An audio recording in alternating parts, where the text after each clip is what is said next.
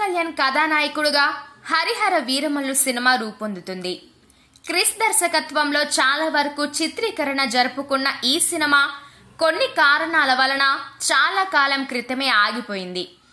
మధ్యలో చిన్న చిన్న షెడ్యూల్నే ప్లాన్ చేయడం వలన ఆశించిన స్థాయిలో ప్రాజెక్ట్ ముందుకు వెళ్ళలేదు. అలాంటి ఈ ప్రాజెక్ట్లో మళ్ళీ ఇప్పుడు కదలిక మొదలైంది. ఈ రోజున మొదలైన తాజా షెడ్యూల్లో పవన్ పాల్గొన్నారు. చాలా గ్యాప్ తర్వాత మళ్ళీ పవన్ ఈ సెట్లో అడుగుపెట్టడం అభిమానులను ఖుషి చేసే అంశం. ఏఎం రత్నం నిర్మిస్తున్న ఈ సినిమాకి మొదట్లో క్రిస్ దర్శకత్వం వహించాడు. అయితే ఈ రోజు నుంచి మొదలవుతున్న షెడ్యూల్ నుంచి ఏఎం రత్నం తనయుడు జ్యోతికృష్ణ దర్శకత్వం వహించనున్నాడు. ఈ నేపథ్యంలో ఈ సినిమా రిలీజ్ డేట్ ను కూడా ఖరారు చేస్తూ అందుకు సంబంధించిన పోస్టర్ ను రిలీజ్ చేశారు. వచ్చే ఏడాది మార్చి 28వ తేదీన ప్రపంచవ్యాప్తంగా ఈ సినిమాను విడుదల చేయనున్నారు. చారిత్రక నేపథ్యంలో నడిచే కథ ఇది. బందిపోటు పాత్రలో పవన్ కనిపించనున్నారు.